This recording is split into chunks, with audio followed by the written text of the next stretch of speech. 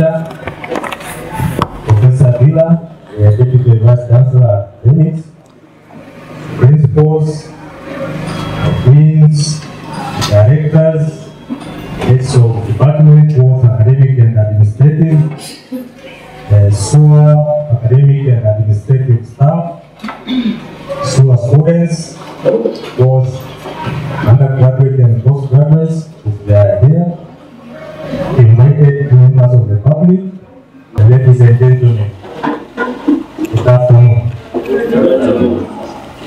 On behalf of the SUA community, let me thank you all for setting aside your precious time to come and listen to Professor Mwatawala, who is going to give us or to deliver his inaugural professorial lecture titled Facilitating International Architectural Trade Through Science, the case of David Rice.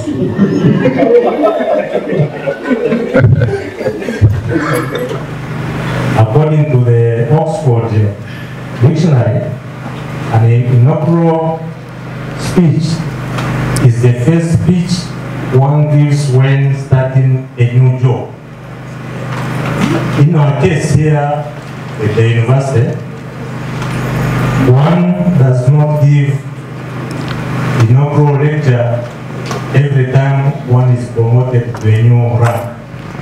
Rather, one is given the privilege of giving an inaugural lecture when he's promoted from associate professor to a full professor, which, as you all know, is the highest in the last rank in academic ranks.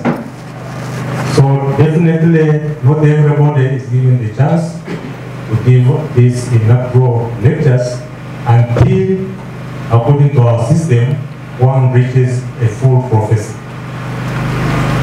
So what do you expect to hear from these professorial lectures?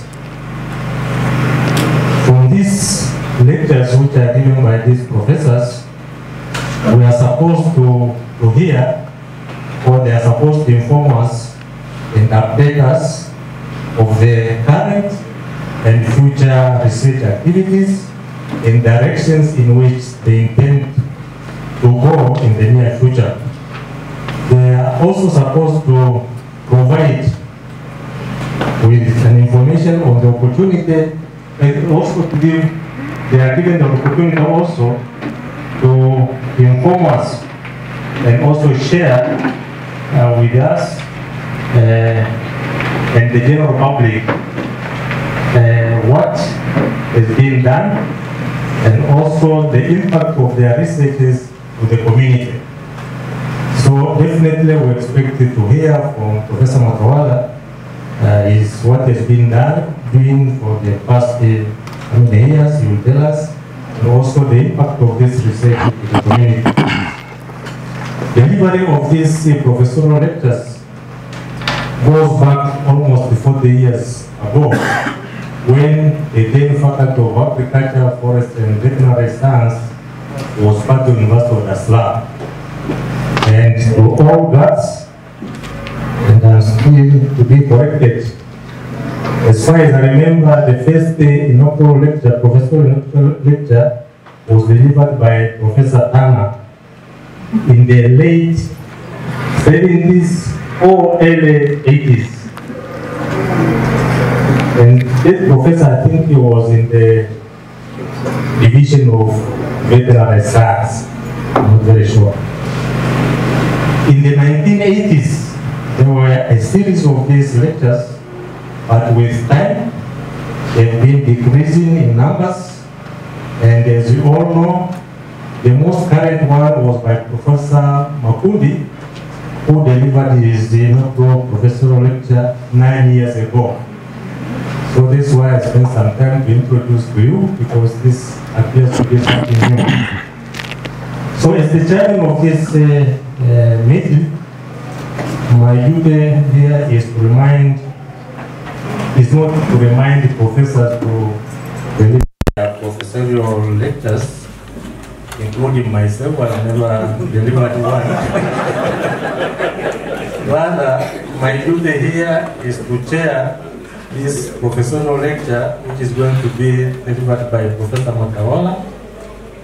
And the question of reminding the concerned professors, including myself, that I leave to the appropriate office. So, ladies and gentlemen, as the program shows, I was supposed to speak for 5 minutes, just to introduce or to give opening remarks, something which I think I've done. And the next event, which appears in the program, is to introduce Professor Mwatawala, and that will be done by Professor Gela, the Deputy Vice Chancellor Academics, who will take a maximum again of 5 minutes.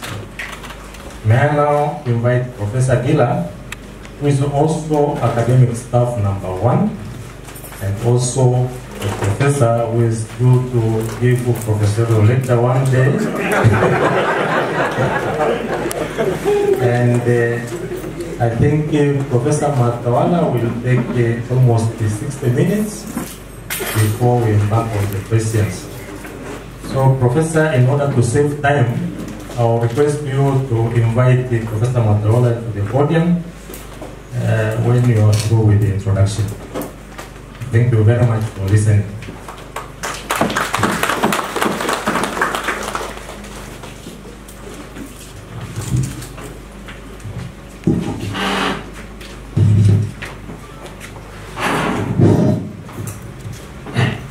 The chairman of this session, Professor Abeli,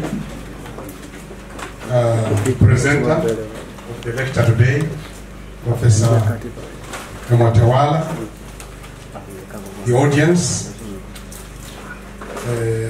I've seen some few students who have joined us. Thank you very much, ladies and gentlemen. I can't explain how I'm happy, because I was worried with the turnout today. We tried our level best to publicize this inaugural lecture.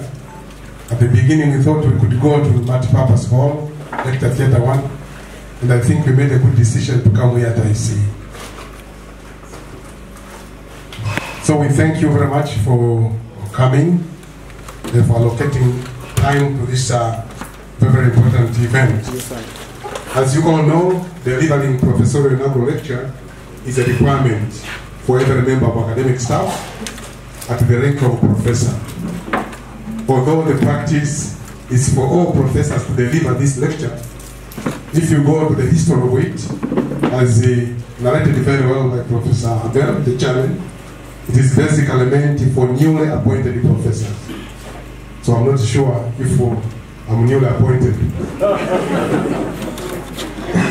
It is indeed a rare opportunity to showcase and summarize one's research career and acknowledge the works of others, close colleagues and mentors. It is a way of getting people to know what academic or research activities a professor has carried out over years and what his or her future research interests are. Delivery of professorial inaugural lecture has not been very smooth here at SUA, and the reason has always been, among others, shortage of funds to facilitate the preparations, which indeed is one of a big challenge. The last professorial inaugural lecture was delivered by my friend there, Professor Rogers Makondi, on 25th November 2009. And I think if you count the years, it's almost 9 years. Professor Mwatawala, we thank you very much for coming forward to deliver this lecture today. We have on pipeline other two. For those who are not aware, Professor Mwatawala was promoted to a rank of professor last year, and therefore coming forward with intention to deliver professorial inaugural lecture is quite a good timing, and is in line with the definition of delivering this professorial inaugural lecture. So we thank you very much, Professor Mwatawala. But I'm happy to inform you that we have already 2 professors on the pipeline who have came forward after being sensitized by Mwatawala, and will be coming forward to deliver their lecture very soon. We will be announcing. Professor Mwatawala was born on 1st November 1970. He received the secondary education from Sango and Bazengo Secondary School of Mbeya and Dodoma respectively. He completed Bachelor of Science degree in 1995 at SUA. He later obtained the Master of Science in Agriculture in 1998, and the PhD in 2008, all from Sokoine University of Agriculture. So he's a breed of Sokoine University of Agriculture. Professor Mwatawala obtained degree of Bachelor of Laws on top of those 3 degrees. Also he owns a Bachelor of Law from Open University of Tanzania, which he got in 2013, and the Masters of Law in Information Technology and Telecommunication, jointly offered by OUT, Open University of Tanzania, and the United Kingdom Telecommunication Agency, UKTA, of 2015. Mwatawala started his professional career at SUA in December 2000 as an assistant lecturer in the Department of Crop Science and Horticulture. He then rose to the ranks of lecturer in 2005, senior lecturer 2008, associate professor 2011, and finally professor last year, 2017. He is currently the head Department of Crop Science and Horticulture since August 2017. He teaches courses on applied entomology, organic farming, and agricultural legislation, and reduction of post-harvest losses and wasted through good agricultural practices. Professor Mwatawala is a member of Governing Council of Tropical Pesticides Research Institute, TPRI, a member of the Ministerial Advisory Board of the Tanzania Food and Drugs Agency, TFDA, chairman on the Plant Quarantine and Phytosanitary Subcommittee of the Ministry of Agriculture, Livestock and Fisheries. He is also a vice chairman of the Tanzania Entomology Association. Professor Mwatawala also served as editor-in-chief of Tanzania Journal of Agricultural Sciences, TAJAS, between 2012 and 2016. He has been involved in several projects on integrated pest management for fruit flies in Tanzania, increasing value of African mango and cashew nut, the resolution of cryptic species complexes of tephritide pests to overcome constraints using SIT applications, and enhanced fruits preservation using nanotechnology. Professor Mwatawala has published 64 articles in peer-reviewed journals, 1 book, a chapter, and numerous conference papers and extension materials. And as you see with this volume of publication, I think he's the right person now to come forward and deliver this inaugural professorial lecture. In his academic and research careers, he has received a number of awards, including the Best Student Award by the Ecological Society of East Africa in the year 2008. Professor Mwatawala's current research focuses on ecology and the management of fruit flies. And I think even the inaugural lecture today stems around that area. This is the biography of Professor Mwatawala. Ladies and gentlemen, after this introduction, I think now you know very much Professor Mwatawala. With this after this very short introduction, I now humbly welcome you, Professor Mwatawala, to come forward and proceed with delivering your lecture today. Please welcome.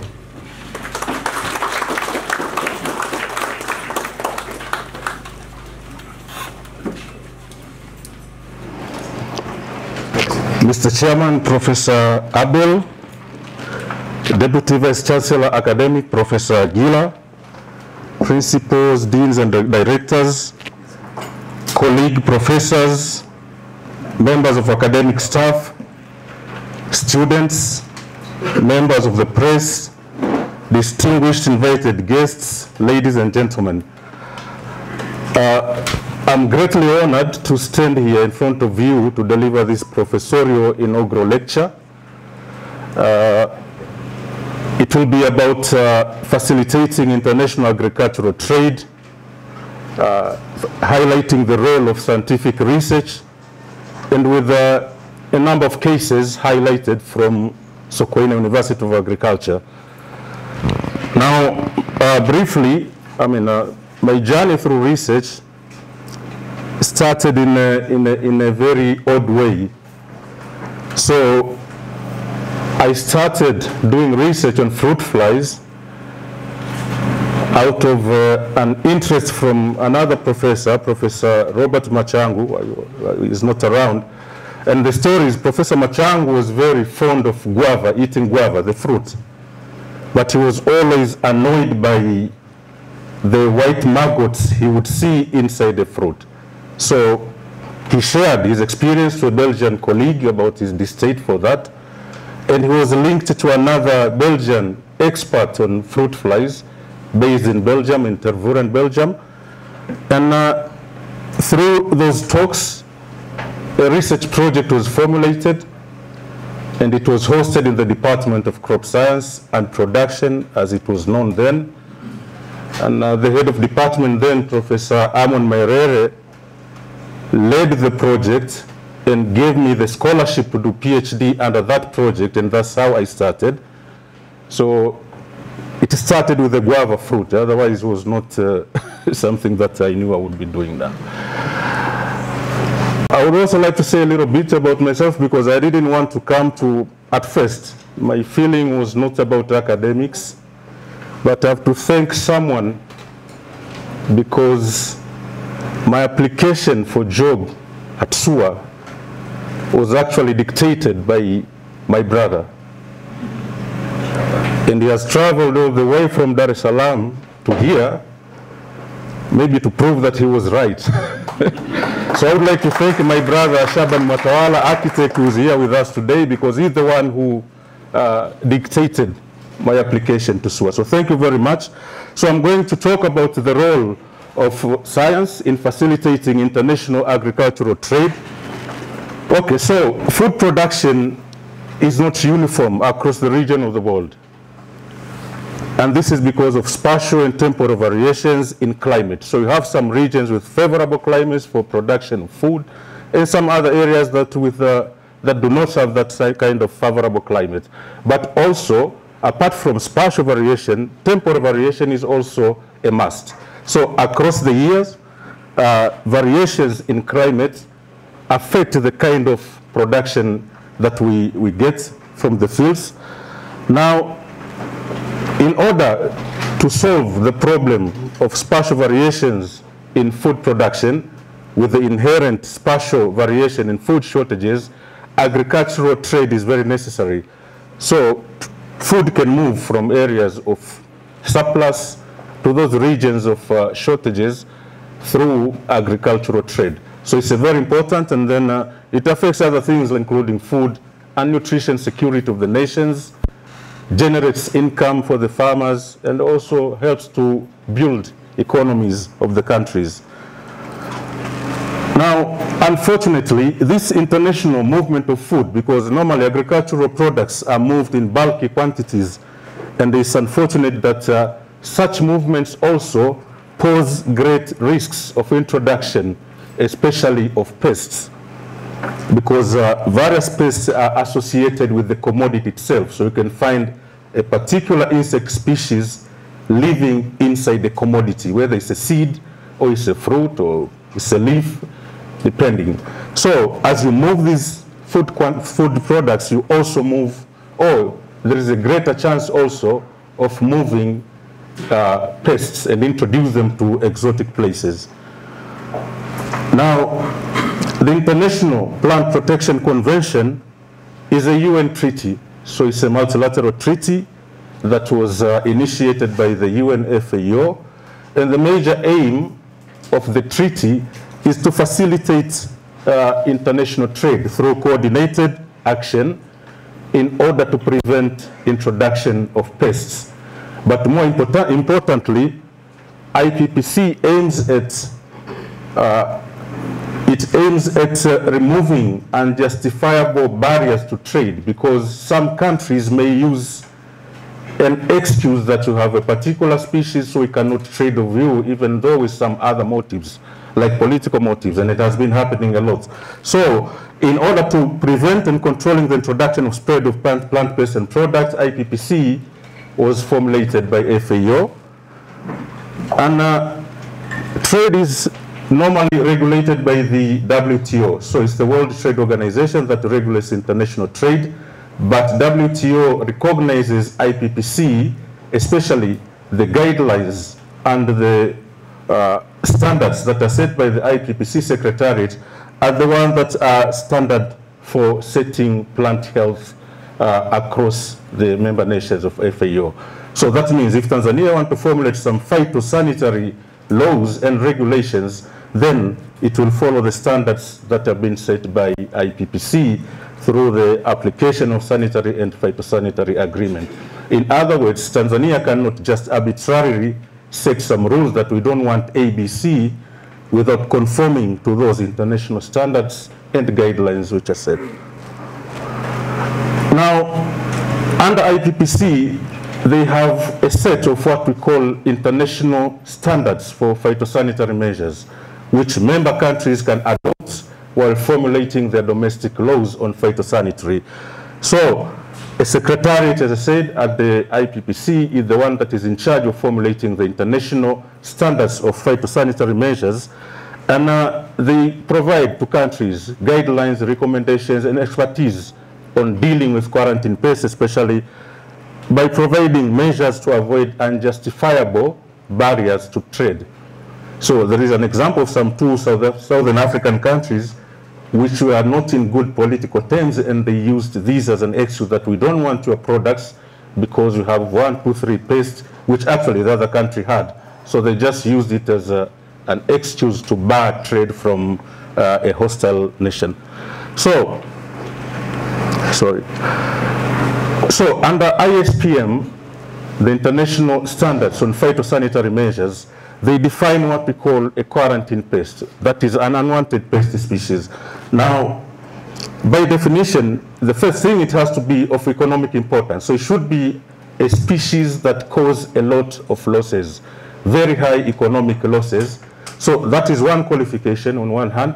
On the other hand, if it causes such high economic losses, to qualify as a quarantine pest, then it should not be present in an area. So we can only call pest X is quarantine pest to Tanzania if Tanzania does not have pest X. So these are the two qualifications. First of all, it has to be of major economic importance, causing a lot of losses. And the other thing, it should not be present as yet, or present but being maintained officially.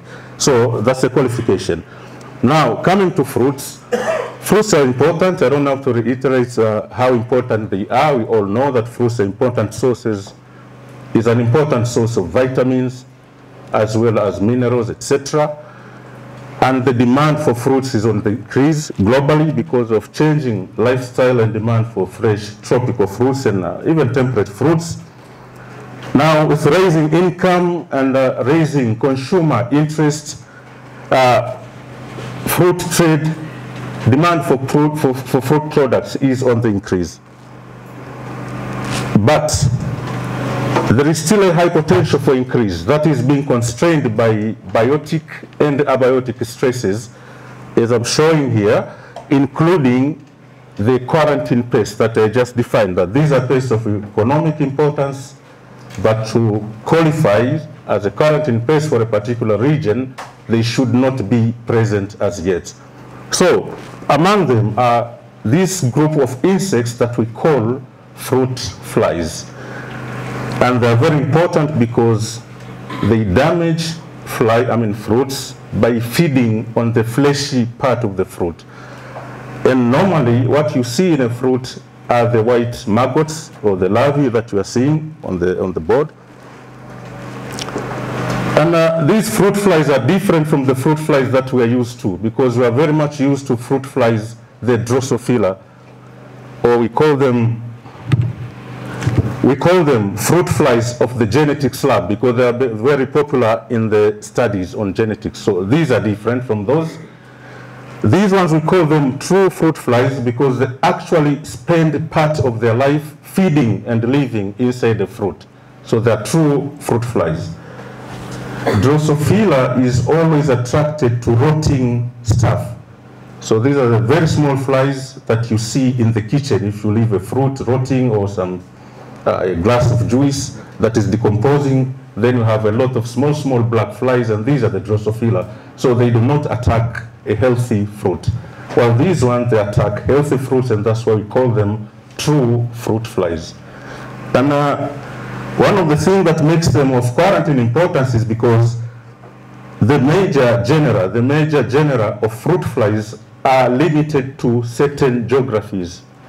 In other words, you have natives of fruit flies for each particular region. As outlined here, you have a genus, for example, called Anastropha, that you will only find in America. And then you have a genus called Ragoletis, for example, that you'll find in Central America. And then you have the Bactrocera from Asia. And then you have the Ceratitis, which we have here in the Afro-tropical region. So their geographical distribution is limited. That means if you see a Bactrocera in Tanzania, it means it has invaded Tanzania from Asia. And if you see a Ceratitis in Europe, it means it was introduced from Africa to Europe, because originally their distribution is limited according to these geographies, and that's why it makes them of quarantine importance. So they cause heavy losses, as I said. As a result, they are regarded as a big threat to food and nutrition security of the various nations. And the losses is both in terms of quality, because the yield losses are very high right in the field, but also the qualitative losses are also very high because consumers are good, even if quantitatively high. So, and a brief on the life cycle, because in order to understand the kind of damage they cause and whatever that I'll be talking about, it's better to give a very brief description of the life cycle. And normally you have the adult fly laying eggs inside the fleshy part of the fruit. So these are different from the insect that you find inside a seed, for example, of the mango. These are found on the fleshy part of the fruit. And normally, it is the larvae that cause damage because they feed on the fruit and they actually live inside the fruit. So they cause damage because that feeding is accompanied by rotting. And then at one point, the larvae will pop out of the fruit and pupate in the soil. So they'll form a hard cover, the puparium, and bury themselves a few centimeters under the soil. They can either do that by popping out, or a fruit, because it has been damaged, it will drop, and then the larvae will emerge and form a puparium. And then finally, the adult will emerge and the life cycle will continue. And that's why we call them the true fruit flies. Now, our research at SUA started in 2014, in 2004. And as I said earlier, it was a main collaboration between Sokoine University of Agriculture and the Royal Museum for Central Africa, based in Tervuren, Belgium. And that photo was my first day in the field. So that's the first day I started to work on fruit flies. We were setting up the traps. And we had two phases of the project, the main phases, 2004 to 2008, and then a second phase from 2009 to 2013. So like 9 years of field research that generated whatever information that I'm going to present today. Now, previously, limited research on fruit flies was done in various parts of the country in uncoordinated fashion. But through this program, between SUA and RMCA, we had other smaller collaboration with some other partners that also contributed to a lot of information that I'm going to present today. So, when we say that we facilitated international agricultural trade, it's because we facilitated that trade through this process that is called pest risk analysis. Now, ideally, because we said we don't want to have unjustifiable barriers to trade. So, two countries, one may have a pest X, and another country may not have a pest X, but they want to trade. Mere presence of pest X should not be a barrier to another country from importing products from another country. But you have to do it with minimal risks. Now, in order to determine the kind of risks that you may face, you conduct what we call pest risk analysis. And through that process, you will be able to determine whether that pest X can establish into a country or not. So you do the PRI, so probably, it's just a risk analysis, and in the end, you'll be able to make a decision whether to import a product from an infested country or not, depending on the outcome of the risk analysis. And what we're saying is, it's a biological process, as we're saying, so, sorry. And what we're doing with pest risk analysis is simply to evaluate scientific evidence. So it's like in the court of law, but this is different kind of evidence. It's scientific, biological evidence. And through that process, we will be able in the end to say whether or not, no, we should regulate, we should control this pest using laws, by laws saying that we don't want it and it's mandatory. And if so, how strong should those barriers be? Should we say that we don't want your product altogether, or we want your product after treating with products 1, 2, 3, or we want your product after even minor field treatments, then you can sell it to us. So that's how we facilitated. So we provided, as research, we provided biological scientific evidence that was used in so many different cases as the main input through the pest risk analysis. So the major aim, as I said, is to minimize introduction of pests. A good example, most of us must be familiar with the introduction of the larger grain borer, which we call Scania or Dumuzi. If you want to feel the consequences of not having done properly the pest risk analysis, you end up getting such introductions that you may not be able to control in the future, and your production is under jeopardy. So what we do is to minimize the introduction of pests through movement of fruits, but plus other agricultural products. And when you do pest risk analysis, the first thing you have to do, because we said with quarantine pest, the first thing you have to know that it is of economic importance. Otherwise, it's not a quarantine pest. It's just another pest. But the other thing is it present? So these are the two important things. So if Tanzania want to do business with another country, the first thing we'll ask, what kind of pest do they have? And we'll ask ourselves if we have them. If we do not have them, then those pests become quarantine pests to us. And if we want to do business with them, we have to do pest risk analysis to minimize chances of introducing pests from that country. So identity and presence of a pest in a particular area are the very first stages of conducting a PRI. Because if something is not of economic importance, and if it is already present, then it's not a quarantine of quarantine importance. So that's the basic.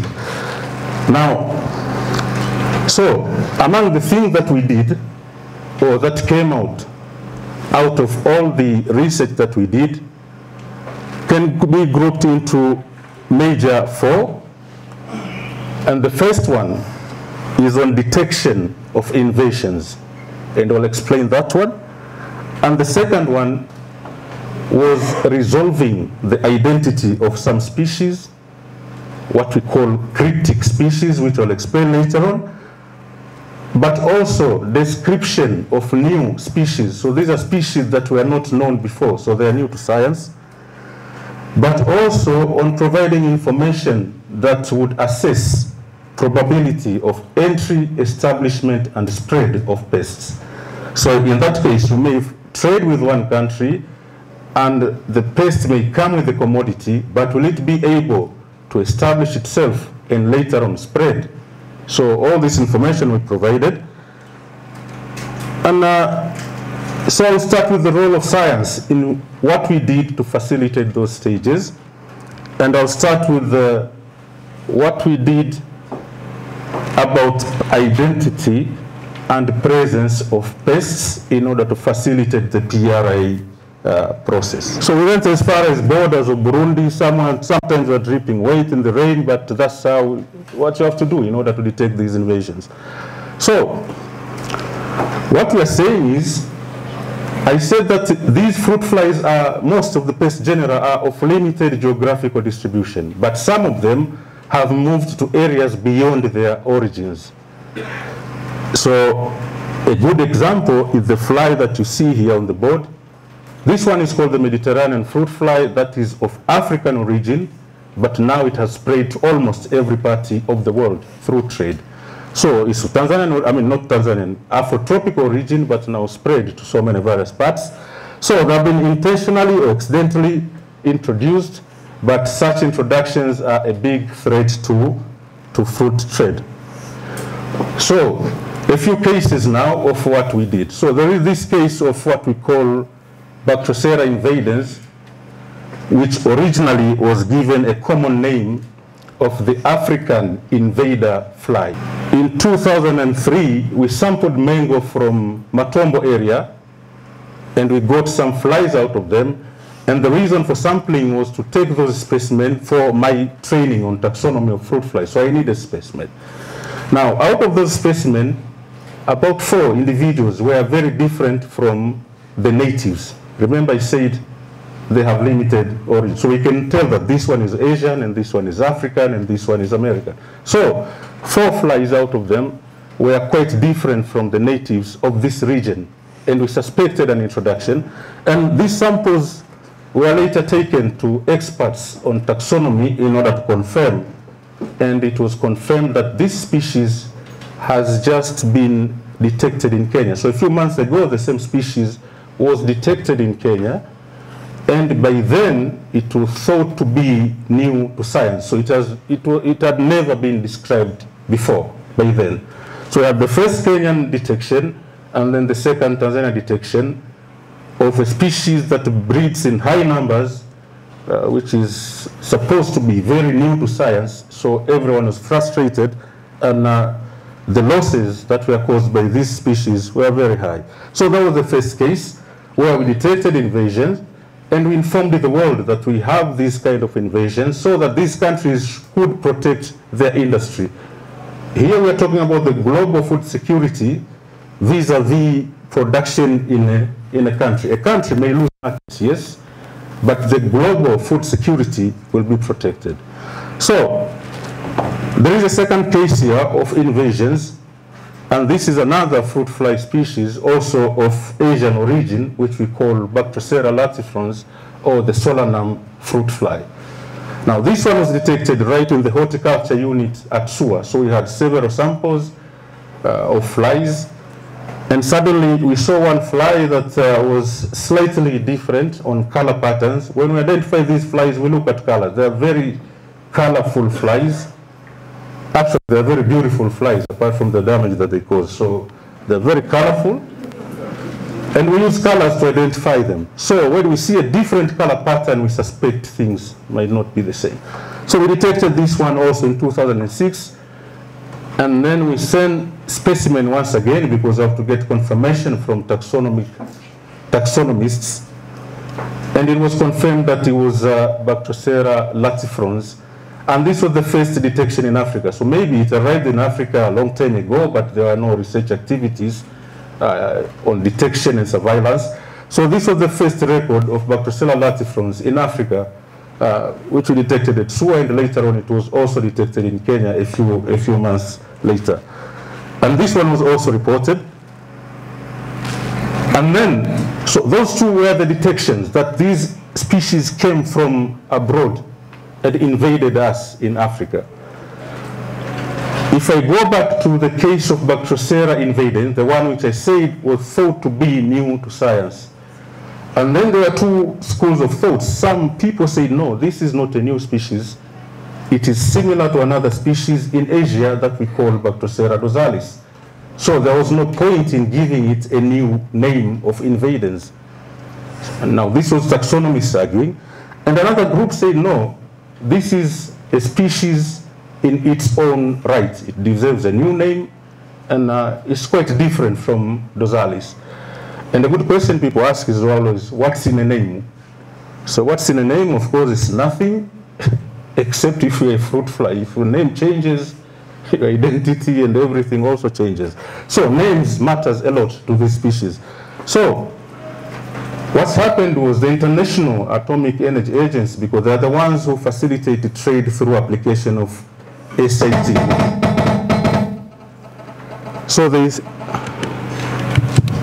So we formed a team, an international team, to resolve this plus other species, the identity of this and other species.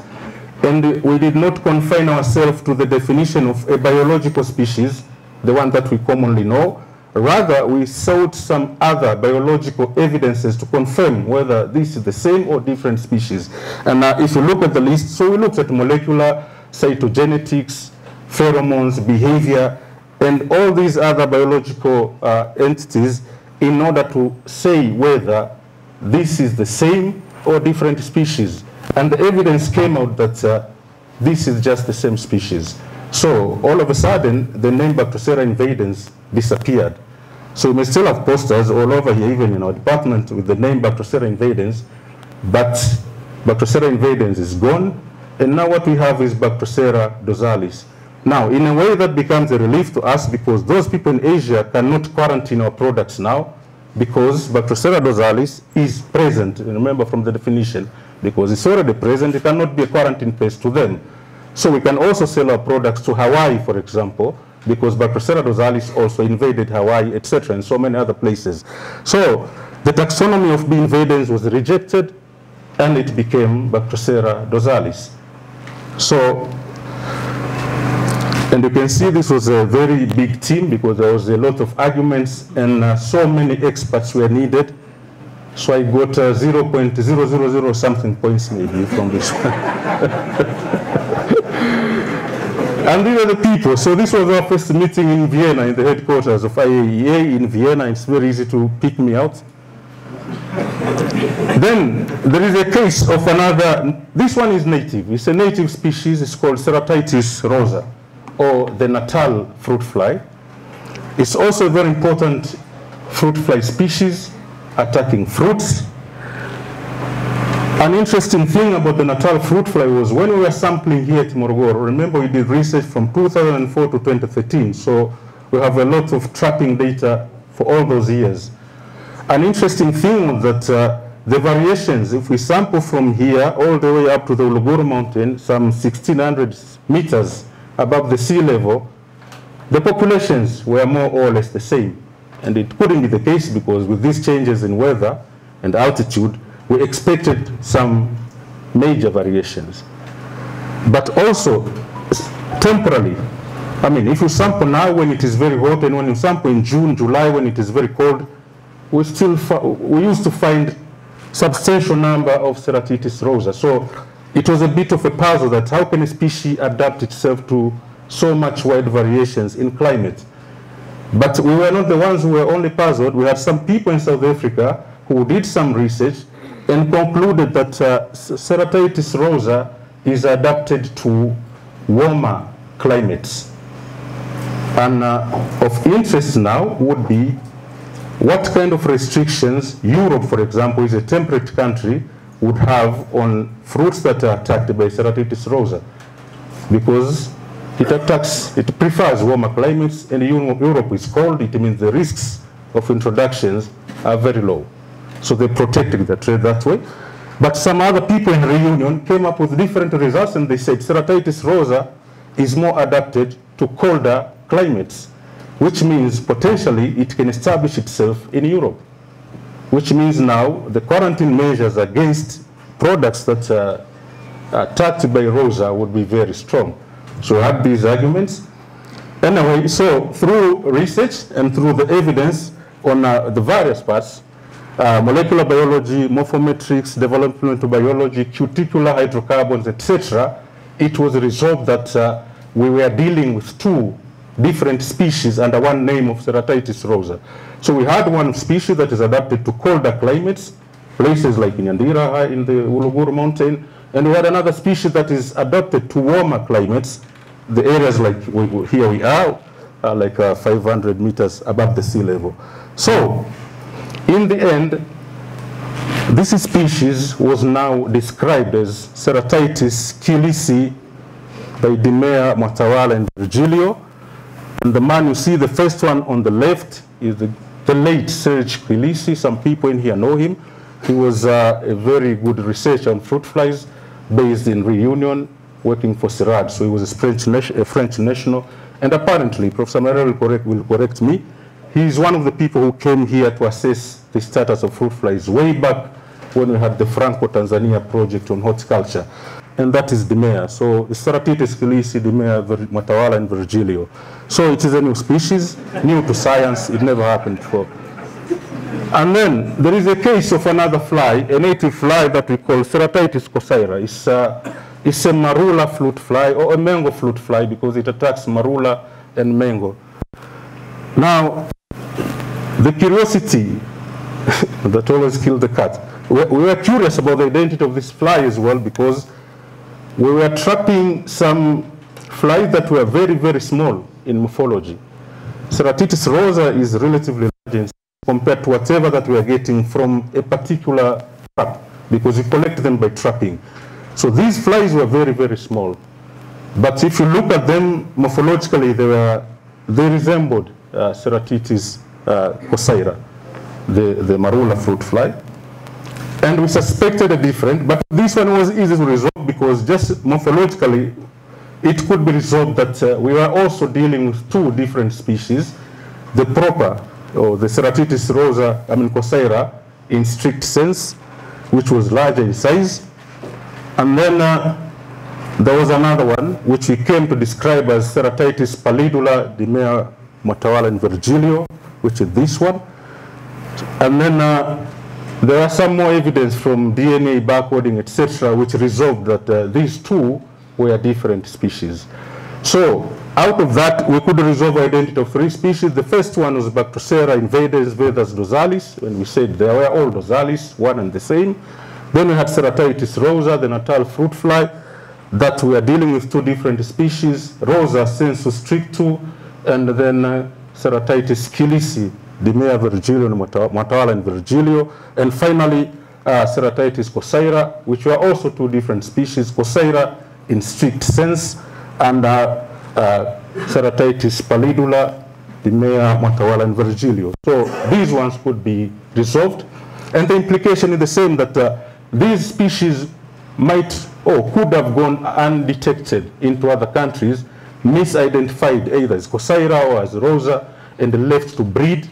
And later on, when the populations are very high, the losses are very high, and they cannot be controlled, then you realize that you have an introduction or an invasion.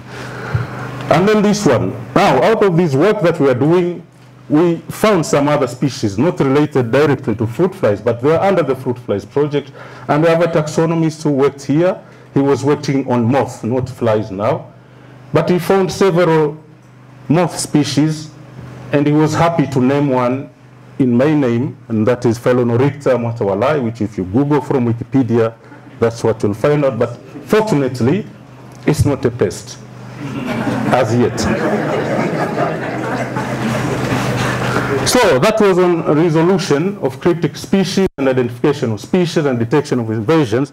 Now, the other thing that we have to look at in order to determine whether or not a pest can introduce itself and establish itself and spread is to check on availability of preferred hosts, as well as weather condition, and whether the new introduced pest can actually compete with the native ones, because otherwise it may not be able to establish and spread. Now, we did a lot of sampling also on the fruits, but the first one is just a general scientific explanation on how do fruit fly choose hosts.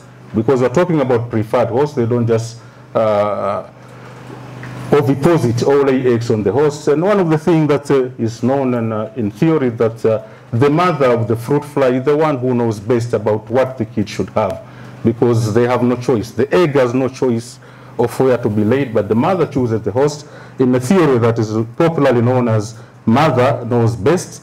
So we sampled quite a lot of fruits, And have in mind, back then, we thought that Bactrocera invadens was new to science. So whatever we find out from the field was new to science. So that was the advantage back then. So if I see that tropical almond is affected, then it's a new host, because no one studied the host before. Or if marula is affected, then it's a new host. Or if lucky nut, Tevetia peruviana, is affected, it's also a new host. So that was very easy part of the research. Whatever you get is new. So we sampled quite a number of new hosts, but the most important thing was to get just a general host range of fruit flies in Tanzania, because we were not dealing with Dorsalis only, we were dealing with the biodiversity, the whole biodiversity of fruit flies, and we sampled that from Morogoro only, 35 fruit species are attacked by fruit flies, so that is a very high number. So almost all fruits that you can think of that you find in the lowland is basically attacked by fruit flies, and it's a potential host for fruit flies. And the one that was introduced, Bactrocera dorsalis, had a highest host range. We got it from 27 fruit species. That include most of the commercially important fruits, avocado, mango, guava, papaya, even banana. So it's a very important pest, and that one was, was reported. But also remember, we had latifrons was new also in our area, not new to science, but it was new to have new hosts. The hosts that we have are different from the hosts we have in Asia. So we also sampled a lot of hosts. Now, fortunately, this latifrons is limited in terms of family that they attack. So this species attack only Solanacea and Cucurbitaceae. So tomato, watermelon, and stuff like that. So we sampled a lot, and most of these were new hosts, I mean, probably because they are not grown in Asia. So we had the African eggplants, watermelon, and so many other hosts. And these were very important because they are normally the reservoir hosts for the pest, some of these. And remember, I also said that we have to check whether the climatic conditions are also suitable for establishment of the pest. Now, what we normally observe from the field are the actual numbers. Whether we trap them or even seeing us in this room is just the actual numbers. But we don't see the underlying biological processes that resulted into this population here. So it's the same with the flies. So there are so many underlying factors behind what we observe in the field, including the basic population processes. How many migrate into an area, how many new offsprings are born, how many die, how many move out of an area, etc. As well as how climate affects the population. Human activities, we spray herbicides, we practice different types of cultural practices like crop rotation. All these impact the kind of population that we observe, the ultimate population that we see. We also have competition. Organisms always compete, and the one that outcompetes the other will survive. The one that is outcompeted will perish, and that will also have effect on the population. So this is just the background on the underlying factors. Now, because we sampled for so many years, I mean, like I said, from 2004 all the way to 2011, the data that are presented here, and we could get these peaks. It's not easy to get an image with very good resolution because of the length of the y-axis, the x-axis. But it showed that from 2005 all the way to 2011, we collected these flies, and the peaks kept on repeating themselves. So we had the same temporal pattern over time. Now, if we go to the averages, now with this one it's easy to see because now we average the populations for January all the way to December across all those years that we sampled, and the pattern is very clear because you can have very high populations from January all the way to June, and then very low populations all the way to October, because it tells you that this species prefers warmer, humid climates, different from cold, dry climates. So you could get that pattern out of all those years that we sampled. Now, it tells you a lot because importing countries now can pick which window of the year to trade with you in order to minimize the risk. If they trade with you during February, March, then the chances that you are going to get the pest into your country are very high, compared to chances if they trade with you in August and September when the populations are very low, then the risks are very low as well. So that was the temporal balance. But then we're involved in determining now the global distribution of this species by then was known invaders, as I said. But before we could publish this paper, it changed its name. So the name changed to Dozalis along the way. But when we started, it was like we were dealing with invaders. So it was a regional collaboration, and we had sampled, we had placed traps in 6 locations in Tanzania: Makutupora, Mlingano, Koroge, etc., in Oldeani, in Arusha. And for 2 years of this species in those locations. And then we used a model called the Climax in order to predict the chances of this species in establishing itself in other regions of the world. So we have a whole map of the world, but what I'm showing here is just a part of Africa. Now the red part is the part that is susceptible, or was susceptible, to introduction of Bactrocera dorsalis. But what we are saying is all parts of Latin America, southern parts of America, the Mediterranean, and the tropical Africa for introduction of Bactrocera dorsalis. And actually now it has spread throughout the tropical parts of Africa. And then came the case of Bactrocera latifrons, which also invaded us. We also had to do some spatial distribution, studies on spatial distribution, but this one was very limited. We moved along all the main routes to the borders with Rwanda, with Uganda, with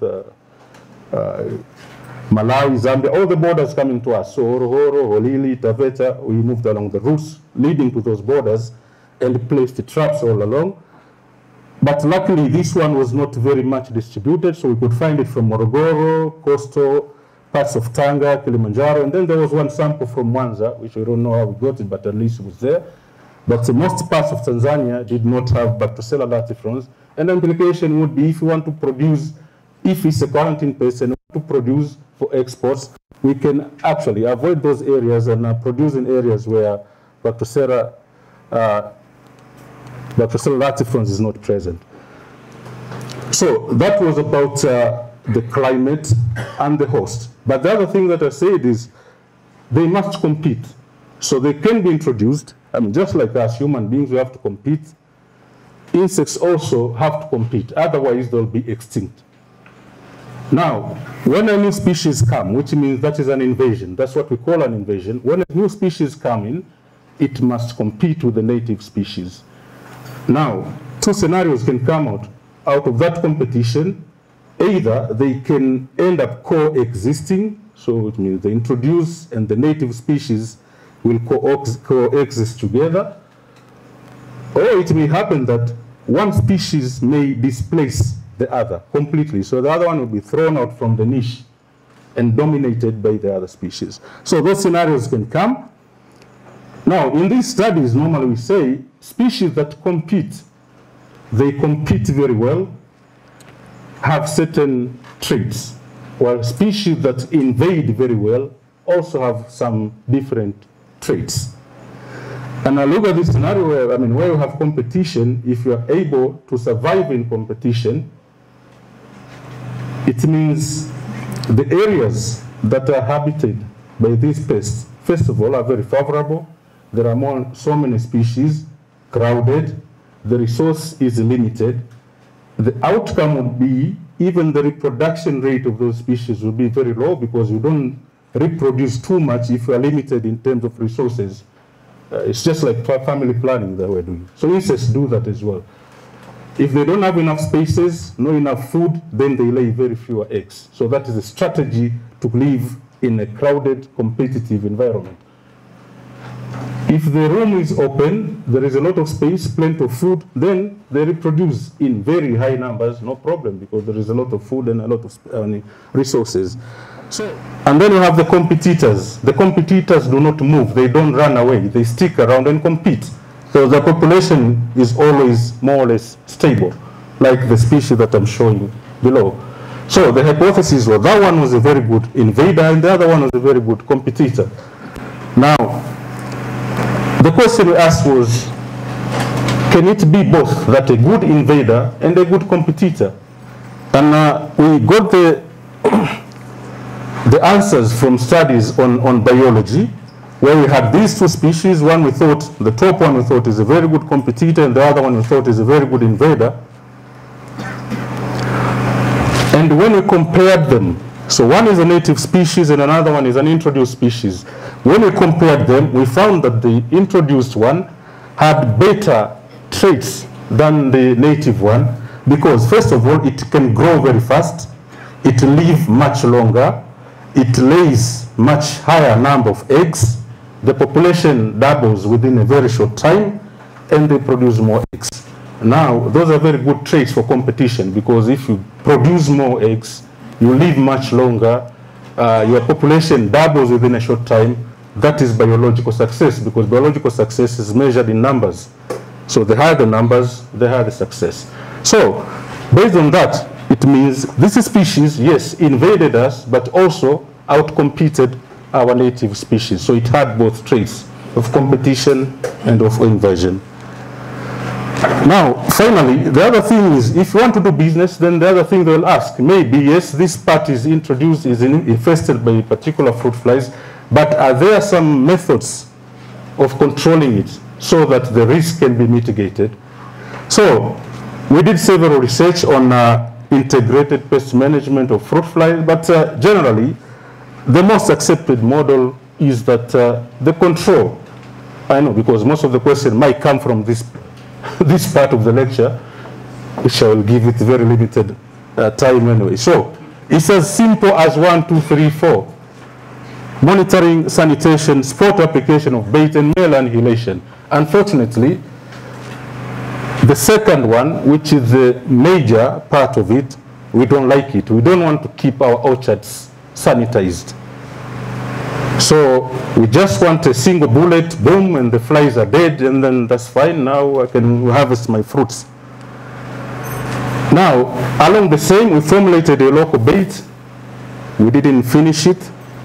We formulated a local bait because the flies, they want protein, they want sugar. So these are the sources they want. And normally the females, they want protein because they want protein for eggs. So because of the protein that is used by eggs, they're always craving for protein. While the males, for some other reason, they need sugar. So if you mix protein and sugar and a toxicant, you can get a very good bait against fruit flies. So that's what we did, and we tested it. So these are some of the results where we tested the 3 IPM programs. One using the local bait, another one using a standard insecticide, another one using a standard bait. Now, what we found was, in terms of incidence, how many samples of fruits are infested, the botanical bait and the insecticide spray, the performance was more or less similar, except for the spinosad bait. So the insecticide, the standard one, performed in a similar fashion to botanical bait, and the same one for infestation. These are the 2 different indices that we use. The first one is simply how many samples out of the total are infested. So if you have 100 fruits, if 4 are infested, then the incidence is 4. The other one is how many flies will come out from a single kilogram of fruit. So you can have 1 fruit that will give you 10 flies. 1 fruit can give you 100 flies, and that is infestation. So these are the 2 different indices. And based on that also, all these standard programs using insecticide, a standard insecticide product, a standard bait, and a locally formulated botanical bait, the effects on flies' incidence were also not significantly different. Then there came the weaver ants also on mitigation. So these ants are predators. They eat the other insects. That's what predation is. And when we did research on temporal nature, we found that weaver ants also perform very well against the fruit flies, although the mode of action is not very well known.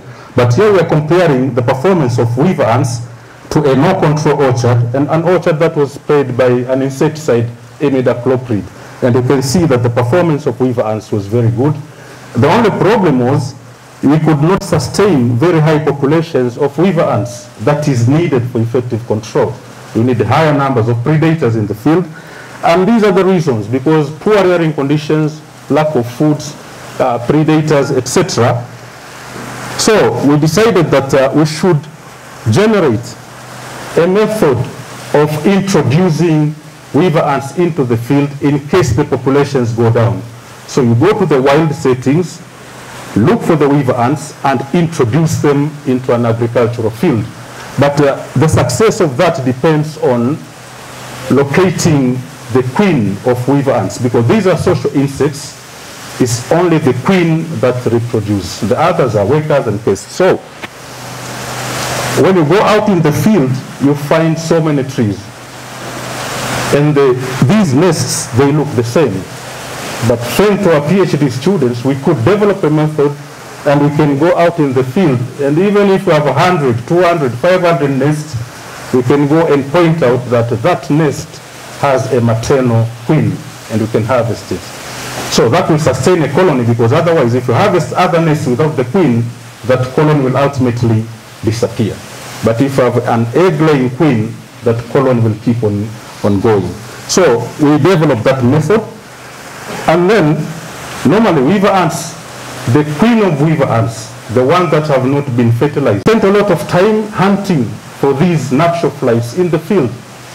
And because there is another Asian species of weaver ants that fly, the nuptial flies takes place in the morning, we thought the same. So we used to wake up in the fields in Muheza and go to the field very early in the morning at dawn, waiting for them to fly, and they never flew anyway. So later on we thought that we should put a camera. So with the assistance of camera, we tried to set so many cameras in the field, then we could observe when do they fly. And they fly in the evening, not even in the morning, and they fly during the rainy season. So the implication was, when they fly, they mate and they fertilize the queen now, they return to the ground and start forming their own colony. Our objective was to collect the fertilized queen and put them in artificial rearing systems so that they reproduced much faster than in the wilderness. Now, out of all this, as I said, we generated a lot of information to facilitate trade through the PRI process, as I demonstrated, through detection, identification, etc. Now, in the end, what we did, or that came out from the project for the Tanzanian government, was development of this management plan for fruit fly, which is a very comprehensive plan outlining all the research priorities and what should be done in the future in the field of fruit flies. And then because of the expertise that has been gathered for so many years at SUA, it was regarded as a center, not of excellence, but of expertise by the other partners in Africa and Europe. And based on that, we host an international course on fruit fly taxonomy and ecology after every 2 years.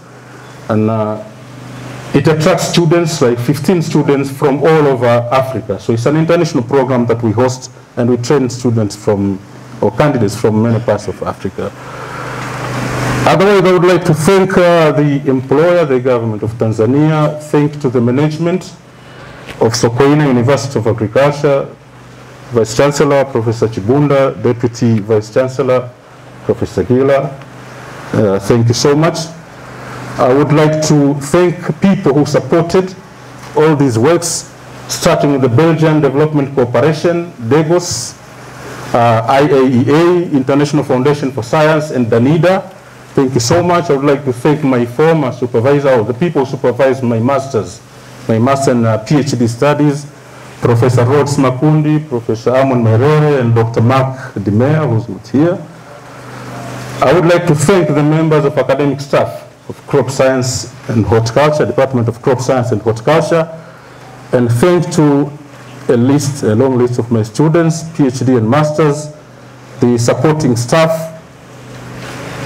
Mr. Senkondo is not here, Resta Maganga, she's not here, maybe she's still around. The late Yasin Mgoba and John Kusolwa, they contributed a lot to what we did. And last but most, thanks to my family, and they're here with me today. And thank you so much.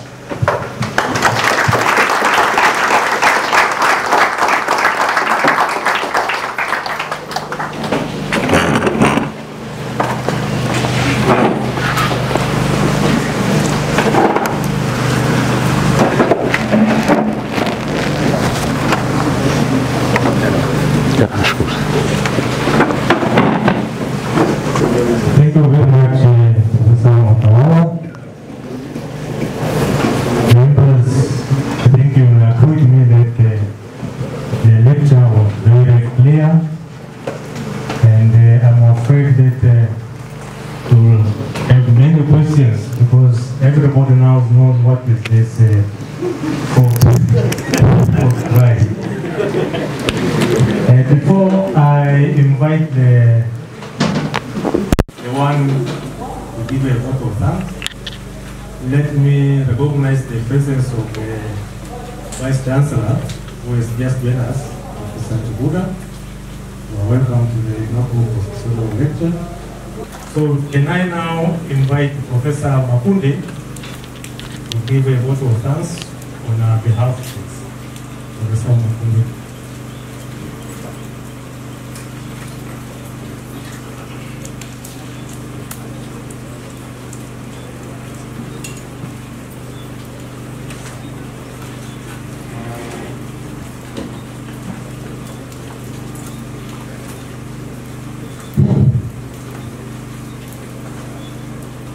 Honorable Chairman,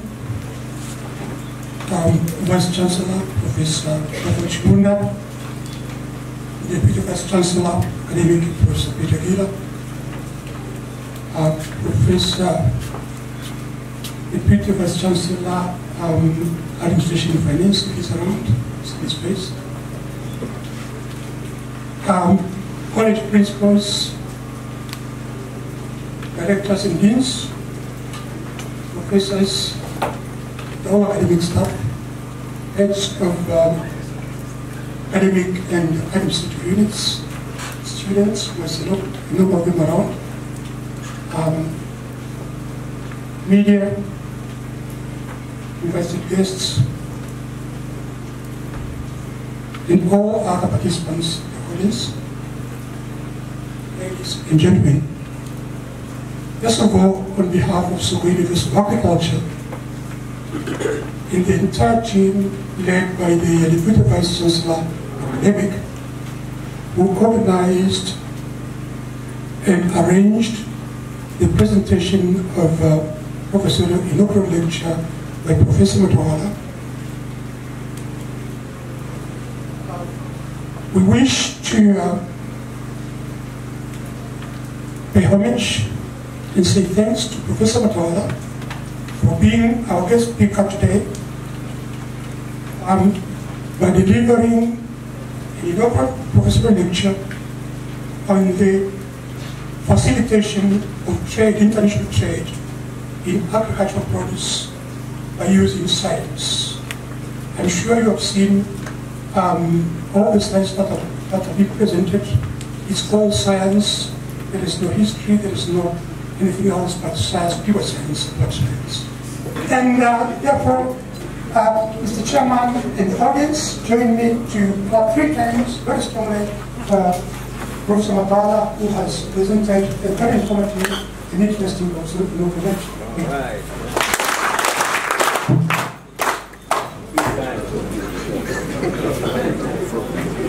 Thank you very much, Professor Makunde.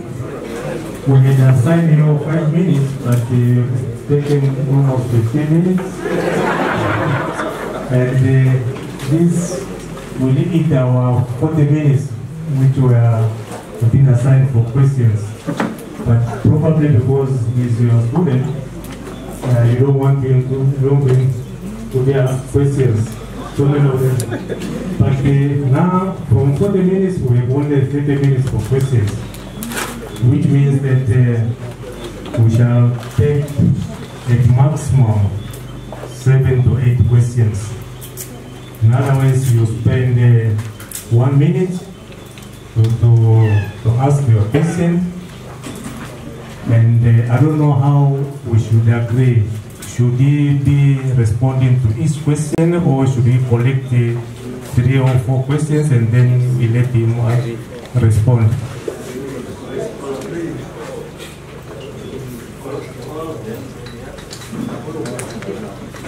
Okay, so Professor, maybe you could be writing somewhere. So who's going to be the first to ask? As I said, spend minimum time to ask, so that others can get the chance also to ask. Professor Ruben. Can I have a mic?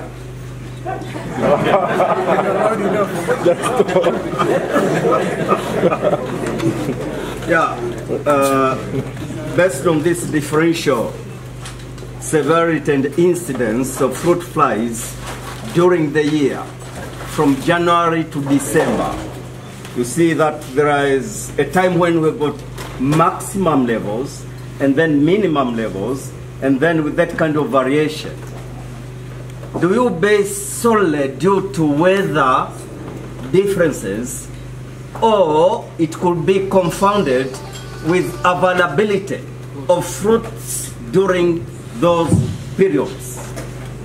Number two, did you take on board the biological species concept, which takes on board reproduction barrier in deciding whether the species are the same or different, or that concept is out of date, and then you took on board other procedures for deciding whether the species are the same or different? Thank you, Mr. Chair.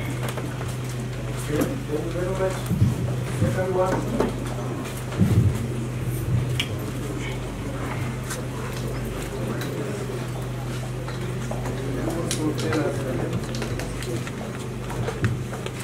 Thank you, Mr. Chairman. My name is Wahab Kimaro. First of all, I should commend the presentation which was made by Professor Mwatawala. I really learned a lot from him. My background is not crop science, but I captured a lot of things which are very beneficial for me as a stakeholder in agriculture. I would like to know the bait and the control mechanism he used. He tested pesticides, biologicals, bait, and weather ants. So I'm interested in these weather ants. I know the work of this weather ant was comparable to the use of this pesticide, but there is a challenge of working in the field with this weather ant. I don't know what is he advising farmers on choosing the control method between the pesticide and weather ant. Again, the second one, I'm interested to know the whereabouts Philonectar Mwatawala species.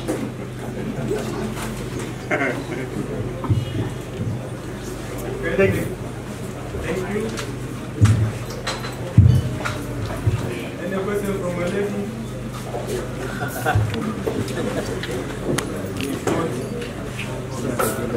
Could you tell us your name, please? My name is Jimz. I've got A, B, and C. The first question, I'm interested to know how your research findings have supported export trade in Tanzania, and what are the way forward. And then the second, for part B, is you have done a lot on the use of WeBand technology to control 45, but I'm more interested in seeing how practical is that farmers at the moment. And lastly, if fruit fly is still a problem among small-scale farmers, despite all the knowledge you have developed on this. What should be done? Thank you very much. So far we have 6 questions. Thank you. As you are all aware that we were live on Facebook, and we have a question from Professor Gerald Isinzo. His remarks. A question from Professor Isinzo. Congratulations for this well-deserved achievement. If I had $1 million for you, what would you do next? I listened to everything, but when you mentioned about Marula, I got, I said, what is this? Now, Marula is Ngongopori. it's the one responsible, you know, where we get to Marula, and if you go to the top, you see a lot of Marula. It's Kelokali Agirea. Some years ago, the retired president declared the tree as the tree of the year, and they planted the tree at Chakalikeni and the University of Dar es Salaam. Now, we have a lot of Marula trees around in the savannas, and they have the potential to contribute to the livelihood of the people. Now, those trees are very huge. Now, from your presentation where you say, you know, strategies to control them, I'm just questioning how would you advise communities where these trees grow to actually use those techniques because they are so huge. And I'm just imagining how someone trying on those trees to put base or spray them, because potentially it has something to do with the livelihoods of the people. Thank you. Professor Kiseko, when I'm asking people to introduce themselves, Okay. for your own interest, what's going to be asked, how many people here know you? Thank you for, okay, my name is Penyanguka Kisepa. Not because Marula makes Marula wine, but for sure, indigenous fruits, they are being promoted and they have a role to, you know, I work in the Department of Food Technology, Nutrition and Consumer Services.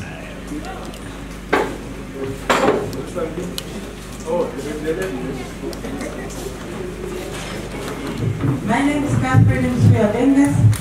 My question is, when we eat foods or any food contacted by houseflies, one can suffer from cholera.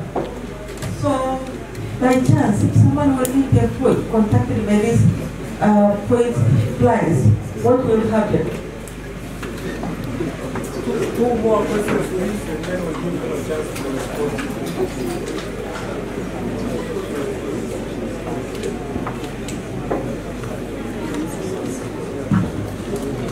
Yeah, congratulations, my question is on, you've spoken of insects being a pest, but from my side, as a fish nutritionist, I see a huge potential of using insects as a source of protein for fish. What is your opinion, and what do you think could be the most promising species of insects which you have studied over the period of time? Congratulations, Professor Mwatawala. Coming from the wildlife department, I'm not an expert in agriculture, but based on your lecture and your animals, I find it difficult to distinguish or to separate the proliferation of your animals you've been talking today and the fruits we are finding in the market right now. There are quite many varieties. Each day in the morning you find another mango. So many varieties. Why don't we control these fruits first before controlling your animals? Because I find something wrong about that.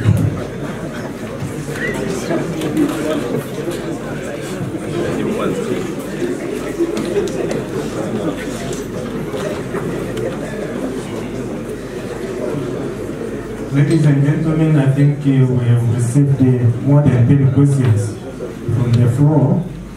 And let's give him a chance in the first round. And then if time allows, we shall go for the second round. So, Professor, will you respond? Okay, thank you so much. So I'll start with the question from Professor Shazia Omkuku wa Mnyoku Ruben. So,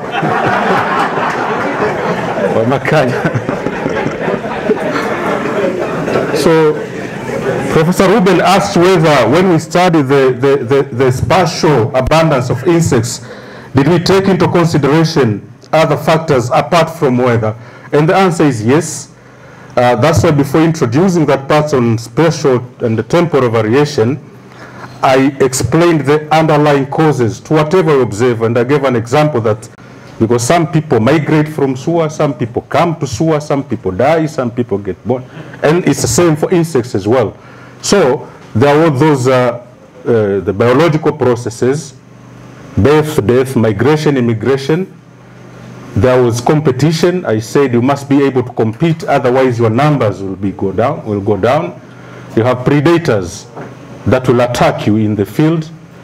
Then we talked about life history, strategies that insects and other organisms adopt. How many eggs do they lay? How much energy do they devote to migration in case of disaster or lack of food? How long do they live, etc. So we took into consideration all those factors. But some studies were done in the lab, some were done in the field. So what we did in the lab helped explain what we observed in the field. I hope that has explained. So it was not just about weather, it was about other factors, but we didn't quantify them. So we didn't sample for natural enemies, for example, because that was out of scope. And then about the biological species barrier, yes, this was the basic thing. First, are they biological species? And I'm happy, one of the students who worked on this part is here, because the proposal was presented in crop science. We didn't finish it on time. It's about what we call mating compatibility. So we tested these species, or whatever is suspected as cryptic species, are they compatible when it comes to mating? So we took that into consideration. And that's why we said in one of the species that we have evidence that they are not compatible when it comes to mating. And that's why we said these are different species. So we took into consideration that one. Then there is a question from Professor Wahabu Kimaro about control mechanisms, especially the use of weave ants. Now, I didn't show part of the slide that shows how we can use weave ants, but it's a very common question that people ask every day. And we always tell them, first of all, weave ants are very neat insects, so they don't like dust. So one of the easiest way of harvesting your fruits or tending your field is just to apply a little bit powder on your hands or some dust, and the weave ants will go away from you. They don't like it. Or we can apply artificial smoke before harvesting, just like we do with bees. If you want to harvest the honey, you can do the same technique. There are some protective gears to use when working with the weave ants.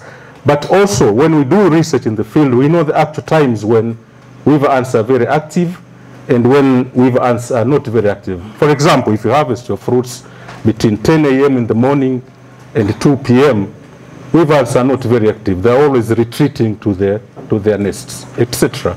So there are so many different methods of what you can do, and we always give examples of how people harvest honey from the bees. So you can do the same.